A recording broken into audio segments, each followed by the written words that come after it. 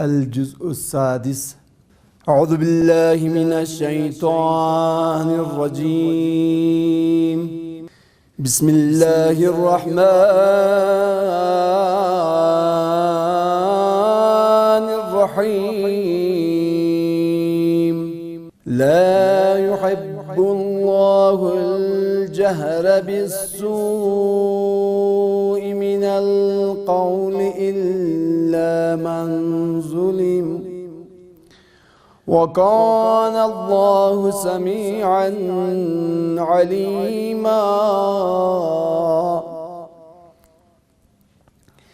إن تبدوا خيرا أو تخفوه أو تعفوا عن سوء فإن الله كان عفوا قديرا.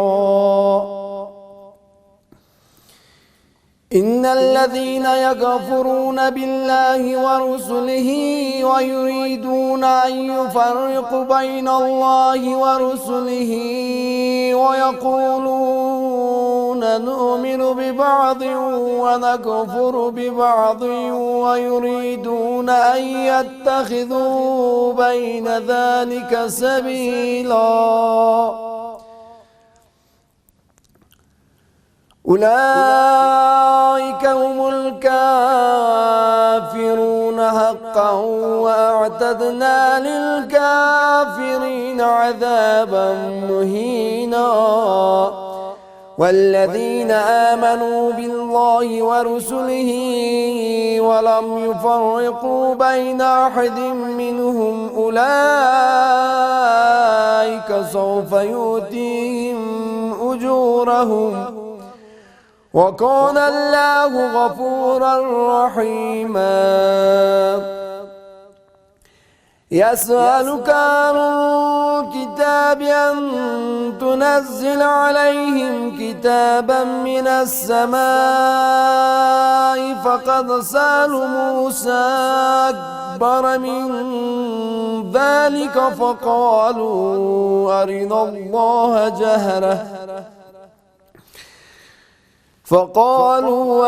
الله جهارة فأخذتهم الصاعقة بظلمهم ثم اتخذوا العجل من بعد ما جاءتهم البينات فعفونا عن ذلك وآتينا موسى سلطانا مبينا، ورفعنا فوقهم الطور بميثاقهم وقلنا لهم ادخلوا الباب سجدا وقلنا لهم لا تعدوا في السبت وأخذنا منهم ميثاقا غليظا. فبما نقضهم ميثاقهم وكفرهم بآيات الله وقتلهم الأنبياء بغير حق وقولهم قلوبنا غلف بل طبع الله عليها بكفرهم فلا يؤمنون إلا قليلا، وبكفرهم وقولهم على مريم بهتانا عظيما، وقولهم إنا قتلنا المسيح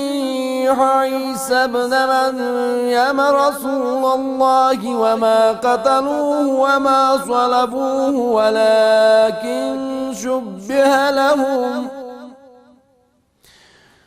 وإن الذين اختلفوا فيه لفي شك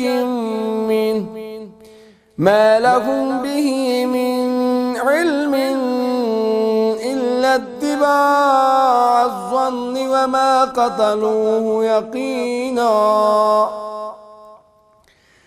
بل رفعه الله إليه وكان الله عزيزا حكيما. وإن من أهل الكتاب إلا ليؤمنن به قبل موته ويوم القيامة يكون عليهم شهيدا فبظلم من الذين هادوا حرمنا عليهم طيبات أحلت لهم وبصدهم عن سبيل الله كثيرا وأخذهم الربا وقد نهوا عنه وأكلهم أموال الناس بالباطل وأعتدنا للكافرين منهم عذابا أليما لكن الراسخون في العلم منهم والمؤمنون يؤمنون بما أنزل إليك وما أنزل من قبلك والمقيمين الصلاة والمؤتون الزكاة والمؤمنون بالله واليوم الآخر أولئك سنؤتيهم أجرا عظيما إنا أوحينا إليك كما أوحينا إلى نوح والنبيين من بعده وأوحينا إلى إبراهيم وإسماعيل وإسحاق ويعقوب والأسباط وعيسى وأيوب ويونس وهارون وسليمان وآتينا داود زبورا ورسلا قد قصصناهم عليك من قبل ورسلا لم نقصصهم عليك وكلم الله موسى تكليما رسلا مبشرين ومنذرين لئلا يكون للناس على الله حجة بعد الرسل وكان الله عزيزا حكيما لكن الله يشهد بما أنزل إليك أنزله بعلمه والملائكة يشهدون وكفى بالله شهيدا إن الذين كفروا وصدوا عن سبيل الله قد ضلوا ضلالا بعيدا إن الذين كفروا وظلموا لم يكن الله ليغفر لهم ولا ليهديهم طريقا إلا طريق جهنم خالدين فيها أبدا وكان ذلك على الله يسيرا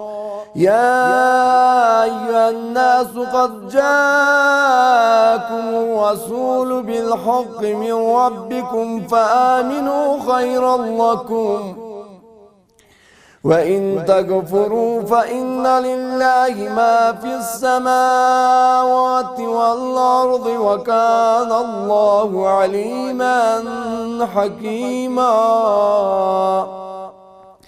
يا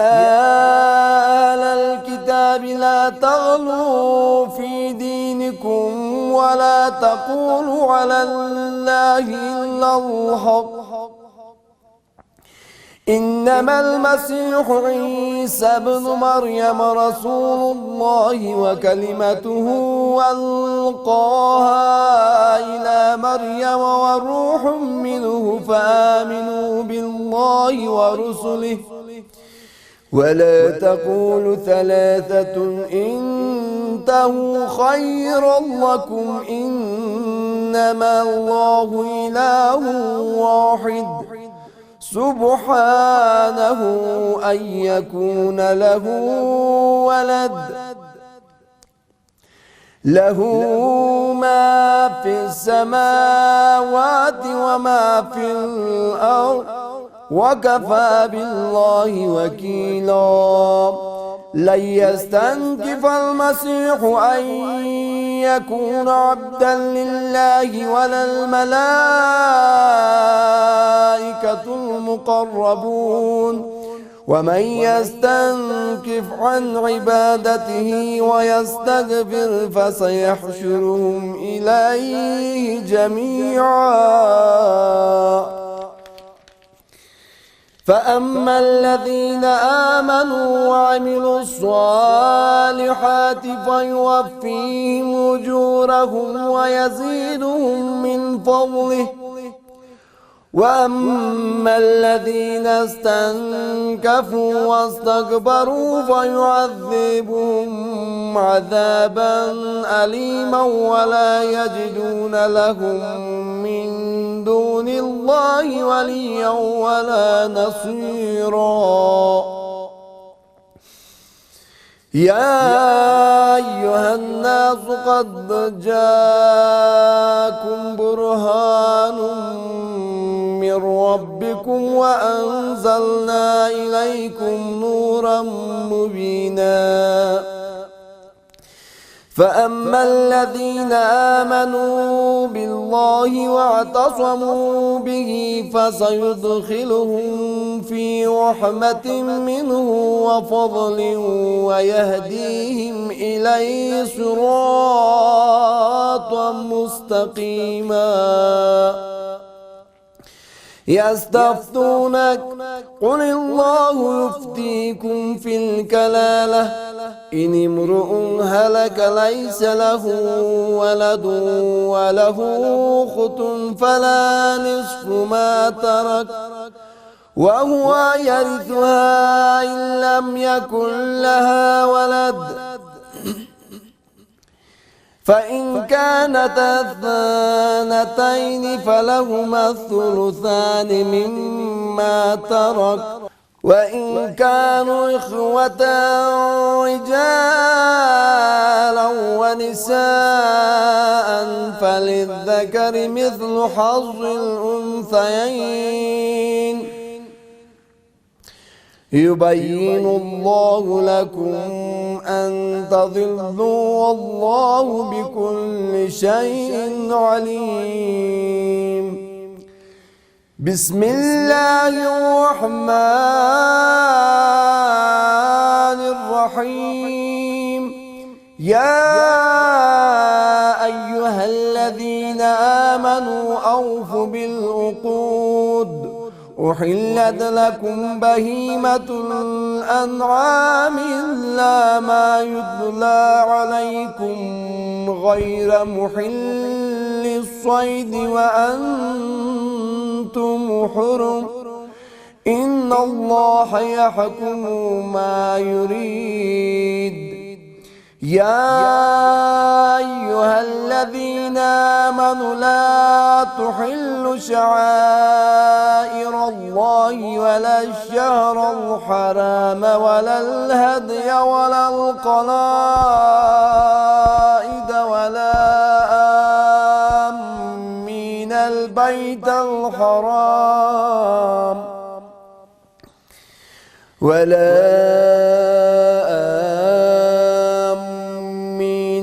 البيت الحرام يبتغون فضلا من ربهم ورضوانا وإذا حللتم فاصطادوا ولا يجرمنكم شنآن قوم أن صدوكم عن المسجد الحرام أن تعتدوا وتعاونوا على البر والتقوى ولا تعاونوا على الإثم والعدوان واتقوا الله إن الله شديد العقاب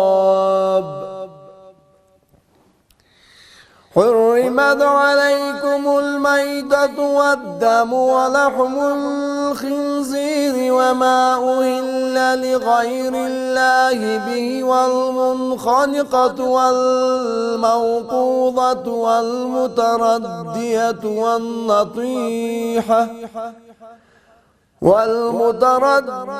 والنطيحة وما أكل السبع إلا ما ذكيتم وما ذبح على النصب وأن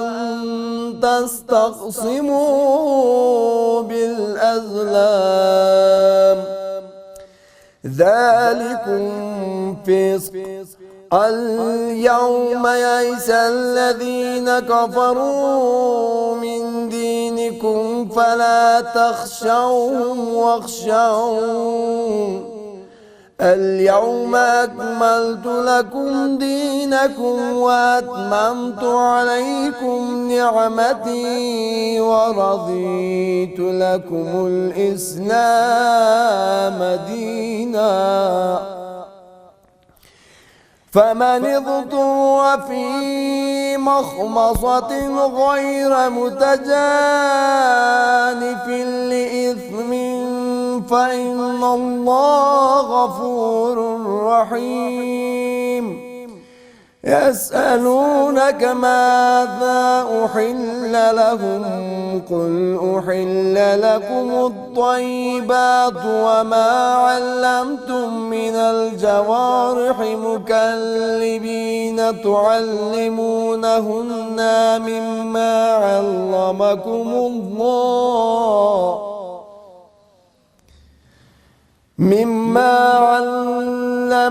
الله فكلوا مما أمسكن عليكم واذكروا اسم الله عليه واتقوا الله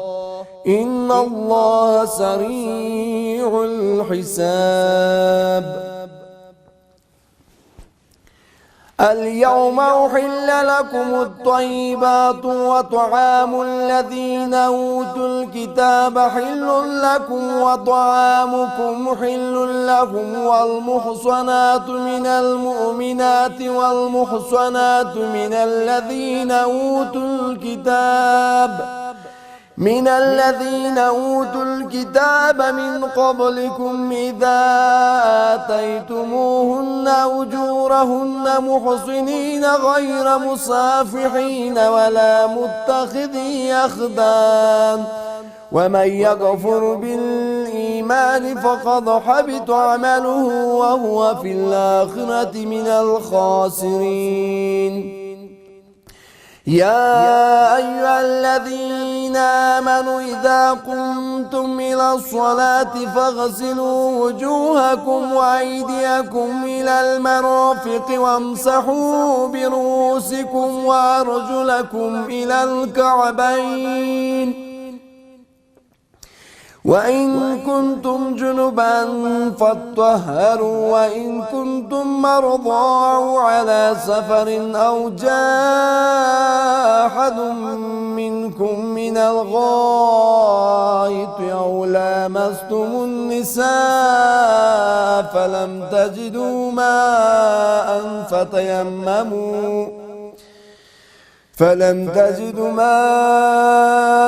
فتيمموا صعيدا طيبا فامسحوا بوجوهكم وأيديكم منه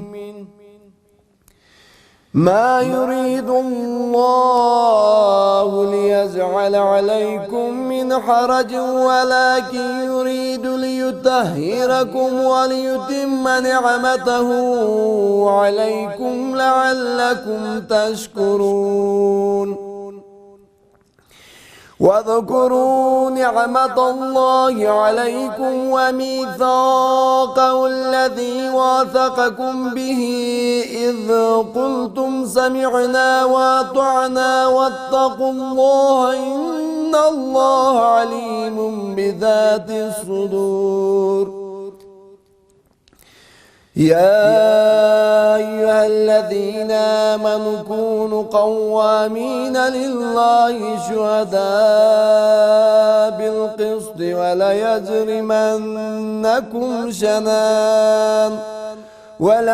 يجرمنكم شنان قوم على ألا تعدلوا اعدلوا هو أقرب للتقوى واتقوا الله إن الله خبير بما تعملون. وعد الله الذين آمنوا وعملوا الصالحات لهم مغفرة وأجر عظيم.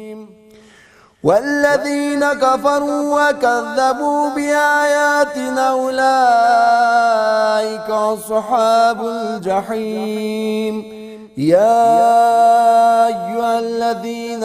آمنوا اذكروا نعمة الله عليكم إذ هم قوم أن يبسطوا إليكم أيديهم فكف أيديهم عنكم واتقوا الله وعلى الله فليتوكل المؤمنون. ولقد أخذ الله ميثاق بني إسرائيل وبعثنا منهم 12 نقيبا وقال الله إني معكم لئن أقمتم الصلاة وآتيتم الزكاة وآمنتم برسلي وعزرتموهم وأقرضتم الله قرضا حسنا لأكفرن عنكم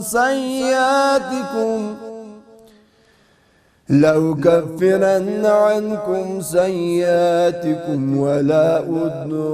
أدخلنكم جنات تجري من تحتها الأنهار فمن كفر بعد ذلك منكم فقد ضل سواء السبيل. فبما نقضهم ميثاقهم لعناهم وجعلنا قلوبهم قاسية يحرفون الكلم عن مواضعه ونسوا حظا مما ذكروا به ولا تزال تطلع على خائنة منهم إلا قليلا منهم فاعف عنهم واصفح إن الله يحب المحسنين. ومن الذين قالوا إنا نصارى أخذنا ميثاقهم فنسوا حظا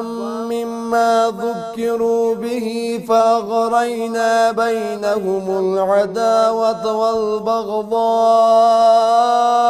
إلى يوم القيامة وسوف ينبئهم الله بما كانوا يصنعون. يا أهل الكتاب قد جاءكم رسولنا يبين لكم كثيرا مما كنتم تخفون من الكتاب ويعفو عن كثير.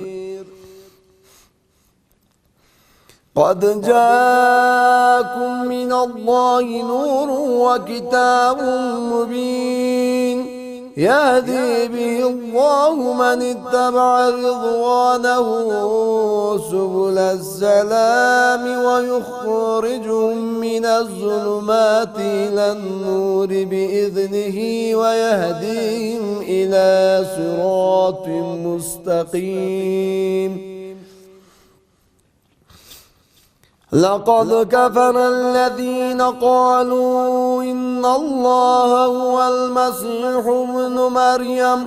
قل فمن يملك من الله شيئا إن أراد أن يهلك المسيح ابن مريم وأمه ومن في الأرض جميعا ولله ملك السماوات والأرض وما بينهما يخلق ما يشاء والله على كل شيء قدير. وقالت اليهود والنصارى نحن أبناء الله وأحباؤه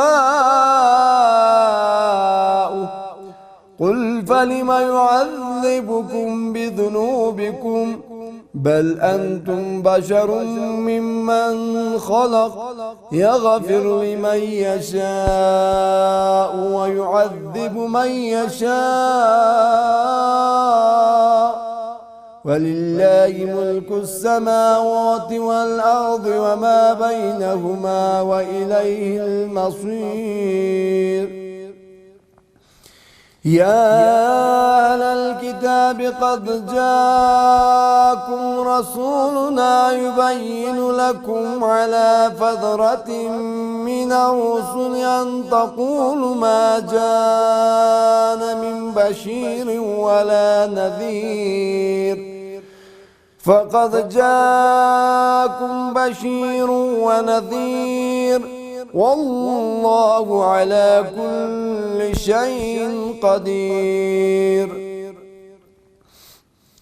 وإذ قال موسى لقومه يا قوم اذكروا نعمة الله عليكم إذ جعل فيكم أنبياء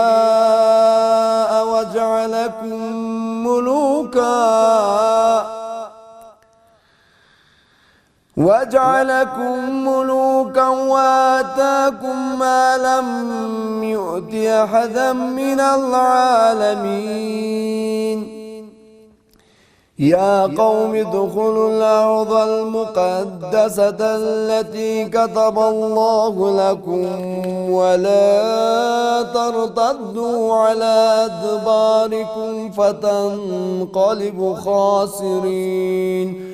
قالوا يا موسى إنا فيها قوما جبارين وإنا لن ندخلها حتى يخرجوا منها فإن يخرجوا منها فإنا داخلون. قال رجلان من الذين يخافون أنعم الله عليهم ادخلوا عليهم الباب فإذا دخلتموه فإنكم غالبون وعلى الله فتوكلوا إن كنتم مؤمنين. قالوا يا موسى إنا لن ندخلها أبدا ما دموا فيها فاذهب أنت وربك. قالوا يا موسى إنا لن ندخلها أبدا ما دموا فيها فاذهب أنت وربك فقاتلا إنا هاهنا قاعدون. قال رب إني لا أملك إلا نفسي وأخي فافرق بيننا وبين القوم الفاسقين. قال فإنها محرمة عليهم 40 سنة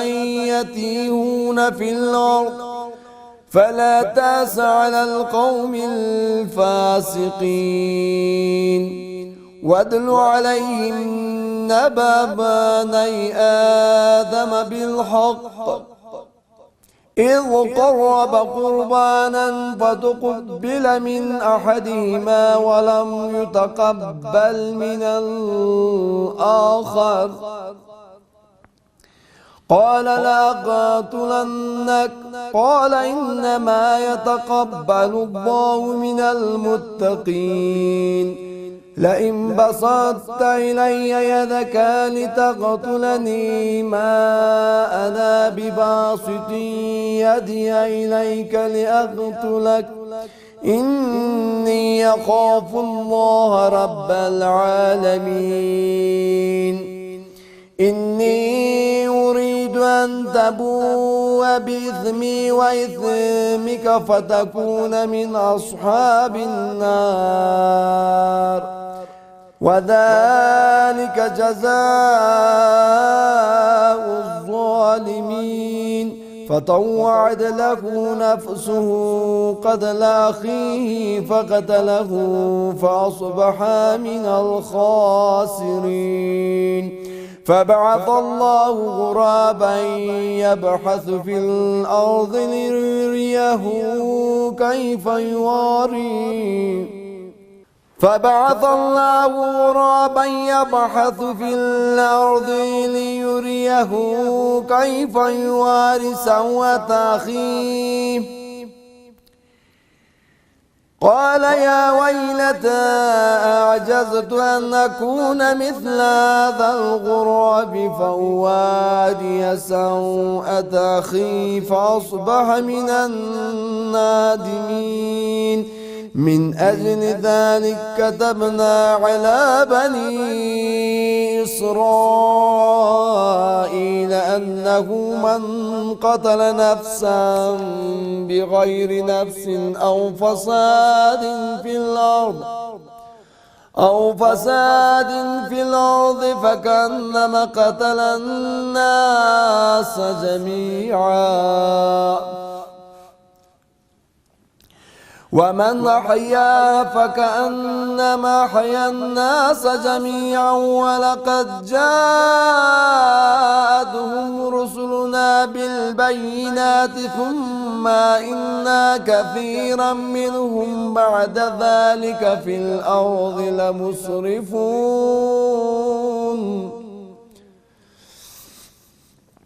إنما جزاء الذين يحاربون الله ورسوله ويسعون في الأرض فسادا أن يقتلوا أو يصلبوا أو تقطع أيديهم وأرجلهم من خلاف أو ينفوا من الأرض ذلك لهم خزي في الدنيا ولهم في الآخرة عذاب عظيم إلا الذين تابوا من قبل أن تقدروا عليهم فاعلموا أن الله غفور رحيم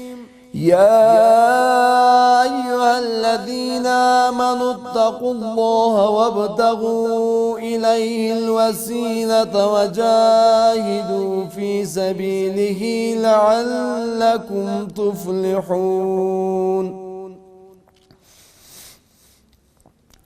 إن الذين كفروا لو أن لهم ما في الأرض جميعا ومثله معه ليفتدوا به من عذاب يوم القيامة ما تقبل منهم ولهم عذاب أليم يريدون أن يخرجوا من النار وما هم بخارجين منها ولهم عذاب مقيم والسارق والسارقة فاقطعوا أيديهما جزاء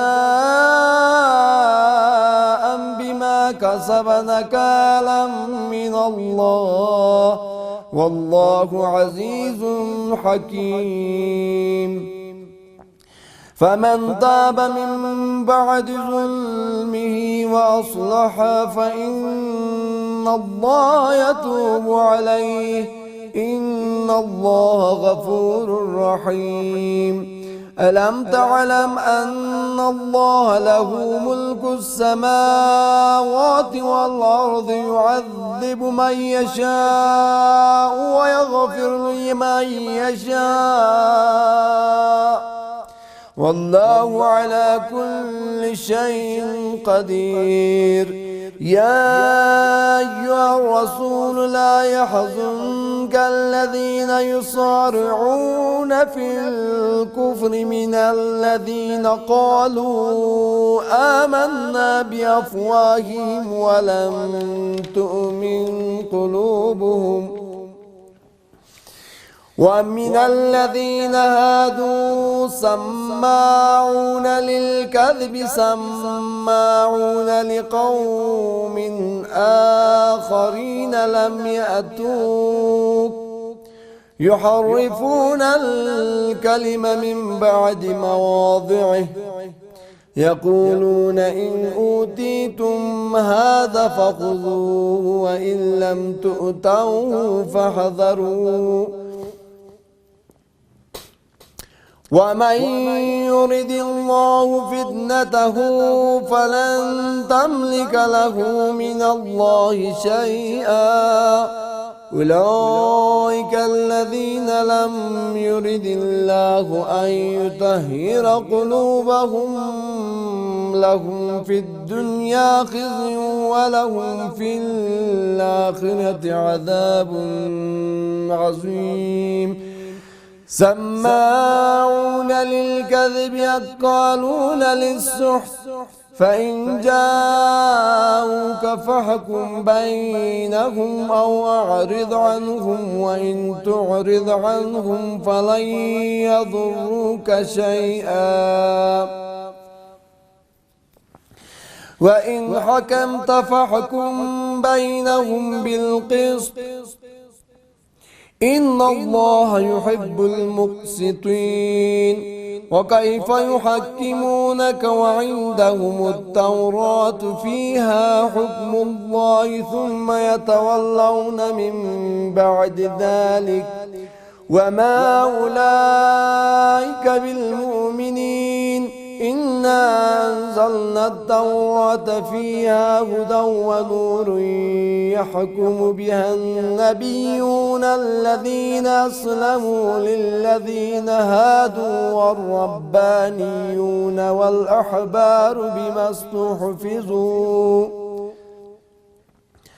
والأحبار بما استحفظوا من كتاب الله وكانوا عليه شهداء فلا تخشوا الناس واخشوني ولا تشتروا بآياتي ثمنا قليلا ومن لم يحكم بما أنزل الله فأولئك هم الكافرون وكتبنا عليهم فيها أن النفس بالنفس والعين بالعين والأنف بالأنف والأذن بالأذن والسن بالسن والأذن بالأذن والسن بالسن والجروح قصاص فمن تصدق به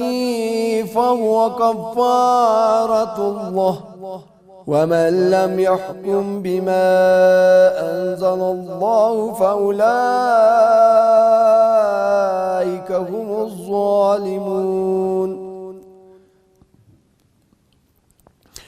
وقفينا على آثارهم بعيسى ابن مريم مصدقا لما بين يديه من التوراة وآتيناه الإنجيل فيه هدى ونور ومصدقا لما بين يديه من التوراة وهدى وموعظة للمتقين وليحكم أهل الإنجيل بما أنزل الله فيه ومن لم يحكم بما أنزل الله فأولئك هم الفاسقون وأنزلنا إليك الكتاب بالحق مصدقا لما بين يديه من الكتاب ومهيمنا عليه فاحكم بينهم بما أنزل الله ولا تتبع أهواءهم عما جاءك من الحق لكل جعلنا منكم شرعة ومنهاجا ولو شاء الله لجعلكم أمة واحدة ولكن ليبلوكم فيما آتاكم فاستبقوا الخيرات إلى الله مرجعكم جميعا فينبئكم بما كنتم فيه تختلفون وأن احكم بينهم بما أنزل الله ولا تتبع أهواءهم واحذرهم أن يفتنوك عن بعض ما أنزل الله إليك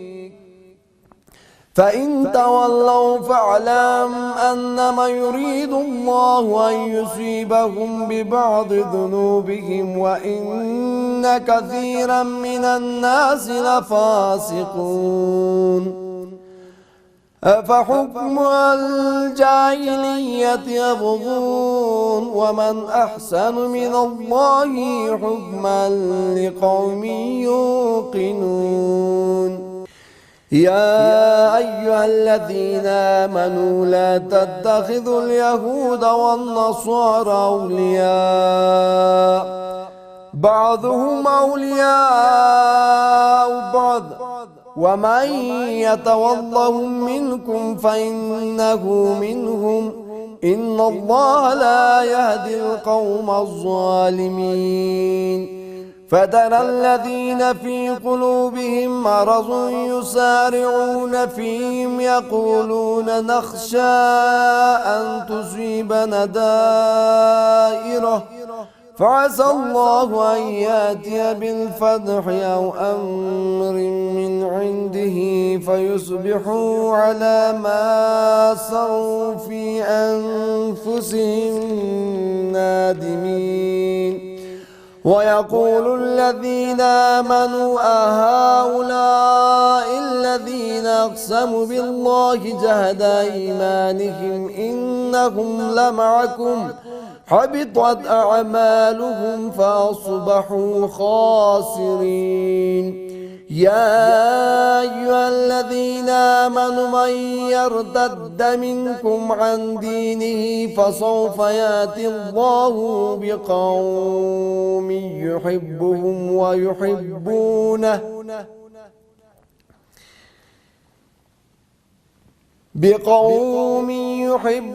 ويحبونه أذلة على المؤمنين أعزة على الكافرين يجاهدون في سبيل الله ولا يخافون لومة لائم ذلك فضل الله يؤتيه من يشاء والله واسع عليم إنما وليكم الله ورسوله والذين آمنوا الذين يقيمون الصلاة ويؤتون الزكاة وهم راكعون ومن يتول الله ورسوله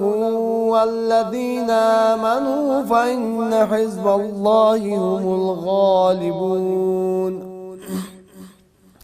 يا أيها الذين آمنوا لا تتخذوا الذين اتخذوا دينكم هزوا ولعبا من الذين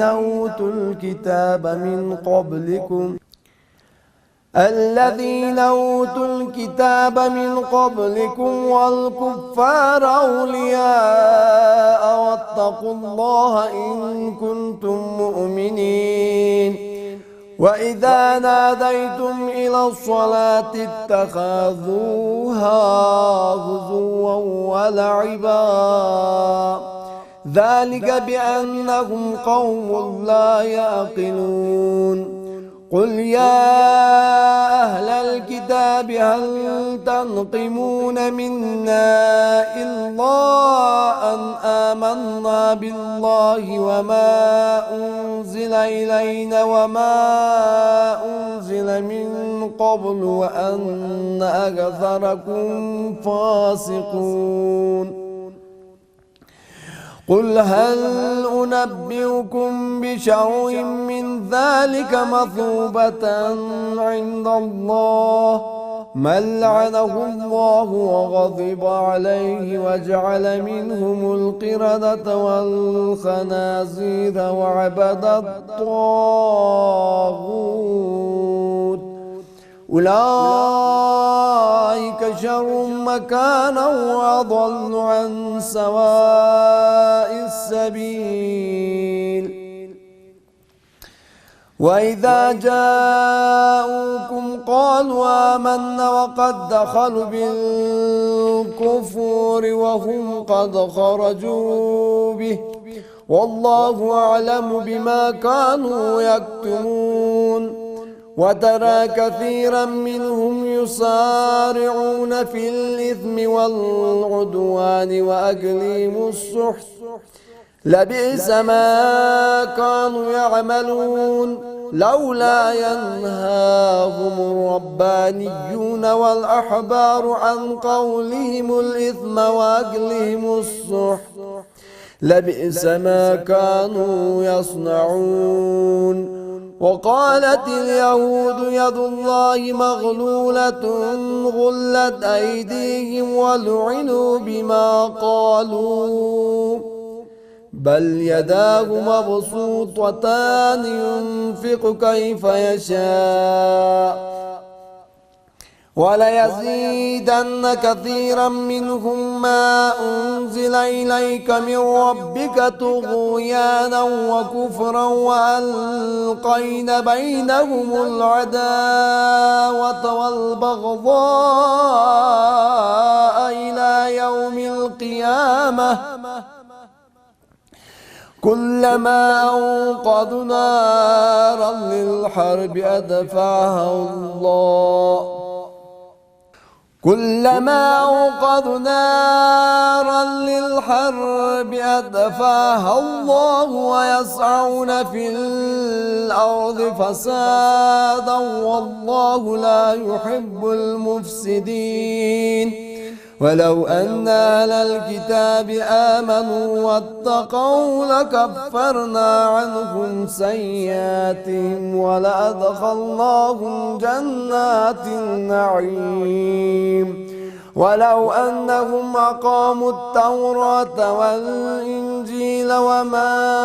أنزل إليهم من ربهم لأكلوا من فوقهم ومن تحت أرجلهم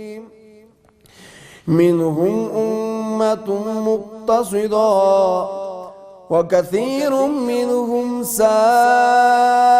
ما يعملون يا أيها الرسول بلغ ما أنزل إليك من ربك وإن لم تفعل فما بلغت رسالته والله يعصمك من الناس إن الله لا يهدي القوم الكافرين قل يا أهل الكتاب لستم على شيء حتى تقيموا التوراة والإنجيل وما أنزل إليكم من ربكم وليزيدن كثيرا منهم ما أنزل إليك من ربك طغيانا وكفرا فلا تأس على القوم الكافرين إن الذين آمنوا والذين هادوا والصابئون والنصارى من آمن بالله واليوم الآخر وعمل صالحا فلا خوف عليهم ولا هم يحزنون لقد أخذنا ميثاق بني إسرائيل وأرسلنا إليهم رسلا كلما جاءهم رسول بما لا تهوى أنفسهم فريقا كذبوا وفريقا يقتلون وحسبوا ألا تكون فتنة فعموا وصموا ثم تاب الله عليهم ثم عموا وصموا كثير منهم والله بصير بما يعملون لقد كفر الذين قالوا إن الله هو المسيح ابن مريم وقال المسيح يا بني إسرائيل اعبدوا الله وربي وربكم إنه من يشرك بالله فقد حرم الله عليه الجنة ومأواه النار وما للظالمين من أنصار لقد كفر الذين قالوا إن الله ثالث ثلاثة وما من إله إلا إله واحد وإن لم ينتهوا عما يقولون ليمسن الذين كفروا منهم عذاب أليم أفلا يتوبون إلى الله ويستغفرونه والله غفور رحيم ما المسيح ابن مريم إلا رسول قد خلت من قبله الرسل وأمه صديقة كان يأكلان الطعام انظر كيف نبين لهم الآيات ثم انظر أنى يؤفكون قل أتعبدون من دون الله ما لا يملك لكم ضرا ولا نفعا والله هو السميع العليم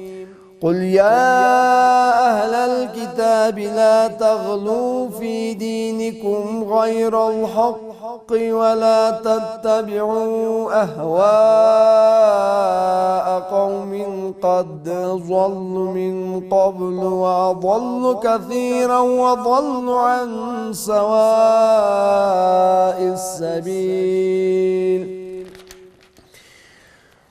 لعن الذين كفروا من بني إسرائيل على لسان داود وعيسى بن مريم ذلك بما عصوا وكانوا يعتدون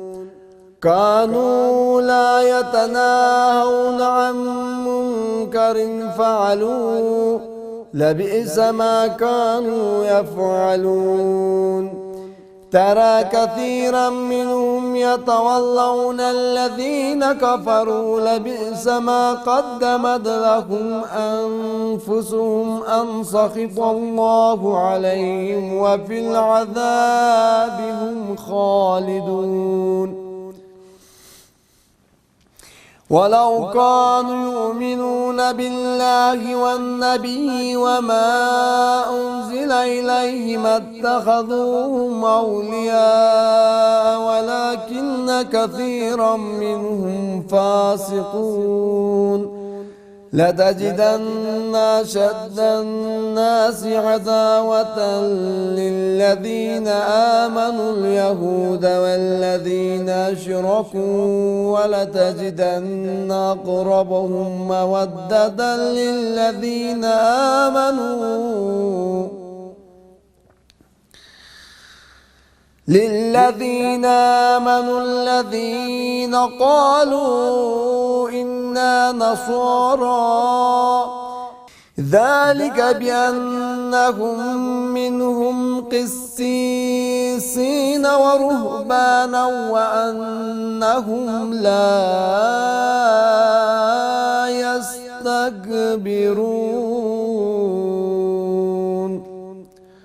صدق الله العلي العظيم. اللهم صل وسلم وزد وبارك على رسول الله وآله الأطهر.